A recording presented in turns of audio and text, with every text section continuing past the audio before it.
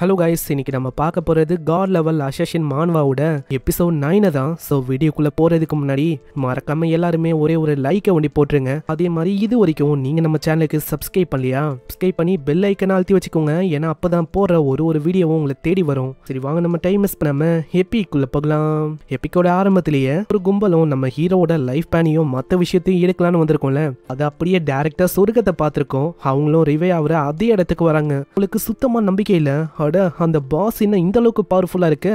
ஆனா என்னால இன்னமும் நம்ப முடியாத விஷயம் என்னன்னா, அந்த பாஸோட ஹெல்த்தியே பாதி அந்த ஷேடோ குறைச்சு வச்சிருந்தா இதுக்கு எப்படி சாத்தியம்? ஏன்னா நம்ம வெறுமா அங்க போகதான் செஞ்சோம், அதுக்கே நம்மளோட கதையை அங்க முடிஞ்சிச்சு. அப்படி இருக்கும் போது அவன் எப்படி அதை பண்ணா? அது ஒண்டி இல்லாம குட்டி குட்டி பயங்கரமான மாஸ்டர்ஸ் அவங்க இருந்துச்சு, அதையும் அவன் கொண்டு இருக்கான். என்னால இன்னமும் ஏத்துக்க முடியல. நம்ம அந்த இடத்துல நிறைய விஷயத்தை இழந்தாச்சு, போதும் இதுக்கு மேலேயும் நான் எதையும் இழக்க விரும்பல. அதனால வாங்க நம்ம திரும்ப போறோம், எல்லா விஷயத்தையும் அடையிறோம். இதுக்கப்புறம் நம்ம ஷேடோவை காட்டுறாங்க. நம்ம ஷேடோ திரும்பவும் ஃபைனலா அந்த இடத்துக்கு வந்துடுறான். அந்த இடத்துல ஷேடோவோட லைஃபையும் தாண்டி ஏகப்பட்ட குட்டி குட்டி லைஃபும் இருக்கும். ஹீரோக்கு சுத்தமா புரியல, ஆமா இங்க எப்படி ஏகப்பட்ட லைஃப் இருக்கு? அதுக்கு காரணம் உங்களை தேடி ஏதோ ஒரு கும்பல் வந்துச்சு. அவங்க வந்த செகண்டே அந்த பாஸ் அது கொன்னிச்சு. எனக்கு இப்பதான் புரியுது என்ன ஆயிருக்குன்னு. ஏன்னா அவங்களோட ஸ்ட்ரென்த் அதை அவங்க ரொம்ப ஓவர் எஸ்டிமேட் பண்ணிட்டாங்கன்னு நினைக்கிறேன். ஏன்னா அவங்களுக்கு தெரியல பாவம் இந்த பாஸ் இது எந்த அளவுக்கு ஸ்ட்ராங்னு. என்னோட போன வாழ்க்கையில இந்த பாஸால எனக்கு ஏகப்பட்ட விஷயம் நடந்திருக்கு. ஆனா இப்போதைக்கு நான் அந்த பாஸை பத்தி கவலைப்பட வேணாம். ஆல்ரெடி என்னோட ஸ்கில்லை வச்சு இதோட ஹெல்த்தை பாதிக்கும் மேல நிறையவே குறைச்சிட்டேன். இன்னமும் சில பல அட்டாக்ஸ் பண்ணாலே போதும், என்னால அதை அசால்ட்டை கொல்ல முடியும். ஷேடோ அவங்க பாய்சன் டாட்டை பயன்படுத்துறான், அதுவும் டைரக்டா அந்த பெல்லியை தாக்குதான். அங்க நிறையவே டேமேஜ் போகுது. அந்த மாஸ்டர் திரும்பவும் அந்த ஸ்கில்லை பயன்படுத்தலான்னு போவோம்.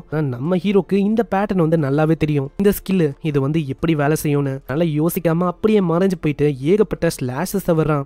கோஸ்ட் மாஸ்டர் மேல எல்லா அட்டாக்கும் அங்க பட ஆரம்பிக்குது. கரெக்டா இந்த டைம்ல தான் அந்த கும்பலும் அவங்க வந்திருக்கு. அவங்களும் பார்த்து சொல்றாங்க, அட பாஸ் நீங்க அதை பாத்தீங்களா? திரும்ப அந்த கோஸ்ட் பாஸ் கிட்ட அவன் சண்டை போடுறான். அவன் உண்மையிலேயே பைத்தியக்காரன் நினைக்கிறேன். பாக்குற அந்த பொண்ணுக்கும் புரியுது, அட இவங்க போன வாட்டி அதே ஆளுங்களாச்சு. இவங்க போக போக நம்மளுக்கு தொல்லியா இருக்க வாய்ப்பு இருக்கு. நான் தான் ஏதாச்சும் பண்ணணும்னு நினைக்கிறேன்.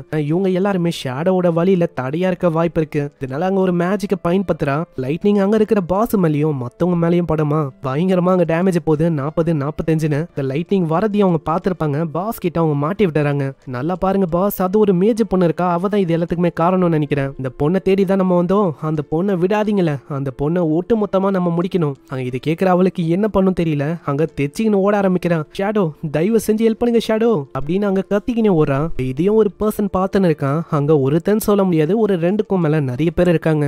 இவங்க யாரு? இது எல்லாமே நம்மளுக்கு போக போக தான் தெரியும். இந்த பக்கம் நம்ம ஹீரோ யோசிக்கிறான், நான் யோசிச்ச மாதிரி தான் கோஸ்ட் பாஸ் நான் சாதாரணமா எடை போட்டது என்னோட தப்பு தான். என்னதான் இது லெவல் 5ல இருந்தாலும் இது ரொம்ப ஸ்ட்ராங்கா இருக்கு. தனியெல்லாம் யாராலையுமே இதை கொல்லவே முடியாது. ஆனா இதுவே என்ன பத்தி சொன்னா அது கொஞ்சம் டிஃப்ரெண்டான விஷயம். ஏன்னா தனியா கொல்ல போனா எல்லாருமே இறந்து போறதுதான் மிச்சம். நான் இந்த பேட்டில் நான் ரொம்ப நேரத்துக்கு இழுக்க வச்சிட்டேன்னு நினைக்கிறேன். நான் இந்த இடத்துல இப்போ ஏகப்பட்ட ஆளுங்க வந்துட்டாங்க.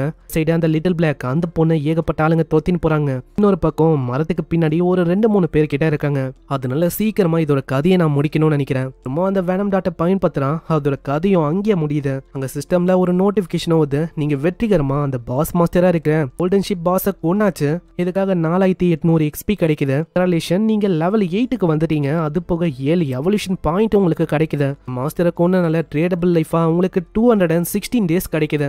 இதை அவன் பார்த்துன்னு இருப்பான். அந்த இடத்துல இன்னமும் அவங்க பார்த்துன்னு தான் இருக்காங்களா, அதனால அவனையே அவன் மறிய வச்சுக்கிறான். ஏன்னா நம்ம ஷேடோக்கு நல்லாவே தெரியும் பின்னாடி இருக்க அந்த ஆளுங்க அவங்க எதுக்கு வெயிட் பண்றாங்கன்னா, நம்ம ஷேடோட எல்லா பொருளையும் அடையணும் அப்படின்னு பண்ணதான் அவங்க வெயிட் பண்றாங்களே. இதுக்கப்புறம் எல்லாருக்குமே அங்க நோட்டிபிகேஷன் வந்து அவங்க இதை பார்த்து ரொம்ப ஷாக் ஆகுறாங்க. ஏன்னா ஷேடோன்னு எவனோ ஒருத்தன் கோல்டு லெவல்ல இருக்க பாஸை கொண்டுட்டானா. தனியா கோல்டு டிஎல்ல இருக்க பாஸை கொள்றதெல்லாம் வாய்ப்பே இல்ல. தனியெல்லாம் யாராலையுமே கொல்ல முடியாது. அங்க இருக்கிற இன்னொருத்தனுக்கும் சுத்தமா புரியல, எதுக்காக எங்களை கம்பேர் பண்ணா அவனோட பவர் லெவல் அது இந்த அளவுக்கு டிஃபரெண்டா இருக்கு. எனக்கு சுத்தமா புரியல. பின்னாடி அங்க ஷாயும் யோசிக்கிறான், இது அதே ஷேடோ தானே, அவன் இன்னும் இந்த அளவுக்கு ஸ்ட்ராங்கா இருக்கான். அவனை ஒண்டி மைக்கு ஏன் பார்க்க மாக்கிட்டானா அவ்வளவுதான். என்னால அசால்ட்டா லெவல பார்க்க முடியும், நானும் ஸ்ட்ராங் ஆயிடுவேன், சாங்கியோனால சந்திக்க முடியும். இன்னும் ஒரு நல்ல ஆப்பர்ச்சுனிட்டியா இருக்கு. ஃபர்ஸ்ட் நான் அவனை தேடணும்னு நினைக்கிறேன். ஆனா பாவம் ஷாயுக்கு சுத்தமா தெரியல, அதுவே அவனோட அண்ணக்காரன் தானே. ஒரு சைடு நம்ம ஹீரோ அந்த பெரிய மாஸ்டர் கொன்னனால அந்த இடத்துல பெரிய அளவுல லூட்ஸ் வந்திருக்கும். இதை பாக்குற அந்த 2-3 ஆளுங்களும் யோசிக்கிறாங்க, எனக்கு தெரிஞ்ச அந்த பர்சன் அங்கேயே மறைஞ்சிருக்கான்னு நினைக்கிறேன். ஆனா நம்ம அதை பத்தி எல்லாம் கவலைப்பட வேணாம். ஏன்னா நம்ம கிட்ட ஒரு தரமான ஸ்கில் இருக்கு. அவன் என்னதான் மறைஞ்சிருந்தாலும் கண்டிப்பா அவனை கண்டுபிடிக்க முடியும். அதனால போ,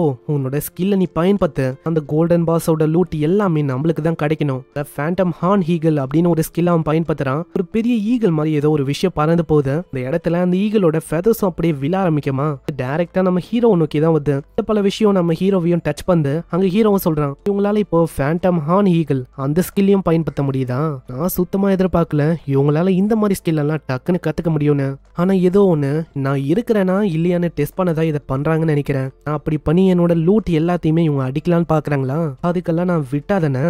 ஆனா இதுலயும் என்ன ஒரு கேவலமான விஷயம்னா, என்னதான் இவங்க இந்த மாதிரி ஸ்கில்ல பயன்படுத்தினாலும் இந்த ஸ்கில் நான் மறைவா இருக்கிற இந்த ஸ்கில்ல அஃபெக்ட் பண்ணுமான்னு கேட்டா கிடையாது. நான் அவங்க கிட்ட இருக்கிறது லெவல் 1 ஸ்கில் தான். ஆனா என் கிட்ட அது ஒரு வேற லெவல்ல இருக்கு. இதுல நிறையவே ஃபெதர்லாம் விழுந்திருக்கும். அப்படி இருக்கும் போதும் அவங்க யாருமே தெரிஞ்சிருக்க மாட்டாங்களா? அதனால அந்த பர்சன் அவங்க சொல்றான், பாஸ் எனக்கு தெரிஞ்சு நம்ம நிறைய பேர் வந்திருக்கோம்ல, அதனால அவன் தேய்ச்சிக்கின்னு ஓடி போயிட்டான் போல. அதனால நம்ம எல்லாத்தையுமே ஆச்சு தூக்கிடலாம். பரவாயில்ல, ஓடி போற அளவுக்கு அவன் ஸ்மார்ட்டா இருக்கானா? ரொம்ப நல்ல விஷயம் தான் இது. சரி வாங்க நம்மளும் போய் அதை எடுத்துக்கலாம். ஏன்னா 5 நிமிஷத்துக்கு தான் இந்த பாஸோட லூட் வந்து அங்கே இருக்கும். ஏன்னா அப்படியே அதை விடுறதும் நல்லது இல்ல. ஏன்னா அப்படியே விட்டா அவ்வளவுதான், அது மஞ்சு போயிடும். இதனால அவங்க எடுக்கலான்னு போறாங்க. ஆனா அடுத்த செகண்டே பின்னாடி ஒரு ஷேடோ மாதிரி ஏதோ ஒரு விஷயம் வரும். ஆப்வியஸா நம்ம ஹீரோ தான் பின்னாடி வந்து பயங்கரமா அவங்களோட கதையை முச்சறான். பரவாயில்ல, இது வந்து ரொம்ப ஈஸியான விஷயமா இருந்துச்சுப்பா. கஷ்டப்பட்டு எல்லா விஷயத்தையும் பண்ணுவானா இவங்க அசால்ட்டா கொத்திட்டு போவாங்களாம். என்ன கதையா இருக்குல்ல. ஆனா ஏதோ ஒண்ணு அந்த லிட்டில் பிளாக் அந்த பொண்ணு எங்க போனா? அவளையும் ஆளை காணோம். சரி அவளை வந்து அப்புறமா நான் தேட வேண்டியதான். ஆனா அதுக்கு முன்னாடி என் கிட்ட இருக்கிற இந்த எவல்யூஷன் பாயிண்ட் இதை வச்சு என்னோட கிரீடி ஹேண்ட் அப்டேட் பண்ணணும்னு நினைக்கிறேன். ஏன்னா இது மூலமா இந்த ஸ்கில் இன்னமும் வேற லெவலுக்கு போயிடும். அதே மாதிரி ஆள் பண்றான். அது ஒரு டைமண்ட் லெவல்ல இருந்து எபிக் லெவலுக்கு போயிது. நார்மலா மாஸ்டரோட லூட் வந்து 220 கிடைக்கும். ஆனா இப்போ எபிக் லெவலுக்கு போனனால அது 300% அதிகமா இருக்கு. அதே மாதிரி போன வாட்டி ஒரு கோல்டன் ஐட்டமா அது மாதிரி இருக்கும்ல, அதுக்கான கன்வென்ஷன் ரேட்டு அதுவும் இப்போ 100க்கு போயிடுச்சு.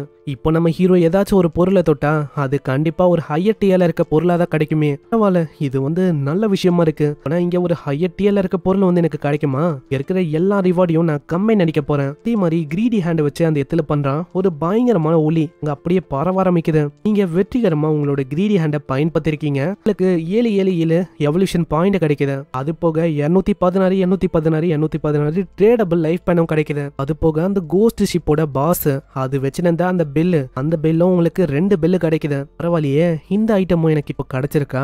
ஏன்னா இதோட ஆட்ரிபியூட் உண்மையிலேயே நல்ல ஆட்ரிபியூட்.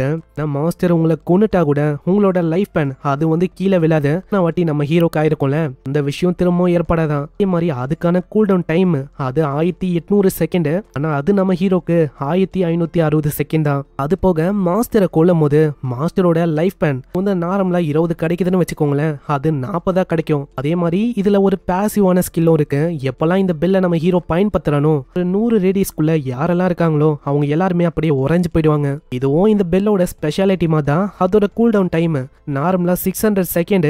ஆனா நம்ம ஹீரோக்கு 521 செகண்ட் தான். இது ரொம்ப ஒரு கன்வீனியன்டான ஐட்டம் மாதிரி. ஏன்னா இதை ஒன்னுத்த இன்வென்டரியில வச்சுக்கலாம், இன்னொரு ஒரு ஐட்டமா நம்மளால பயன்படுத்திக்க முடியும். சரி பார்க்கலாம் இதை வச்சு என்ன பண்ண முடியுதுன்னு. இப்படி இவன் இதை பத்தி யோசிக்கும் போது அந்த இடத்துல லிட்டில் பிளாக் அதாங்க அந்த பொண்ணு அவ அங்க பயங்கரமா கத்துறான். அட ஷேடோ ஷேடோ தயவு செஞ்சு என்ன காப்பாத்துங்க, அந்த ஆளுங்க என்ன விடாம தொத்திக்கினே இருக்காங்க, ரொம்ப கிட்ட வந்துட்டாங்க, ஷேடோ தயவு செஞ்சு வந்து காப்பாத்துங்க. லிட்டில் பிளாக் நீ என்ன சொல்ற? உன்னோட லொகேஷனை சீக்கிரமா சொல்லு, நான் இப்பயே அங்க வரேன் அப்படின்னு ஆளு சொல்ல இங்கே இந்த எபிசோட முடியுது. சோ பார்க்கலாம் இந்த பெல்ல வச்சு ஆளு என்னென்ன பண்ண போறான்னு. ஆளு லெவல் 10க்கு போல, லெவல் 10க்கு போனாதான் விஷயம் நம்மளுக்கு தெரியும் இதுக்கப்புறம் என்ன ஆக போகுதுன்னு. சோ எல்லாத்தையுமே பாக்குறதுக்கு தயாரா இருங்க. அதே மாதிரி இது வரைக்கும் நம்ம சேனலுக்கு சப்ஸ்கிரைப் பண்ணலையா? சப்ஸ்கிரைப் பண்ணி பெல் ஐக்கனை அழுத்தி வச்சுக்கோங்க. ஏன்னா அப்பதான் போடும் போது ஒரு வீடியோவும் உங்களை தேடி வரும். சரி நான் உங்களை நெக்ஸ்ட் எபிசோட சந்திக்கிறேன். தேங்க்யூ ஃபார் வாட்சிங். சைனரா.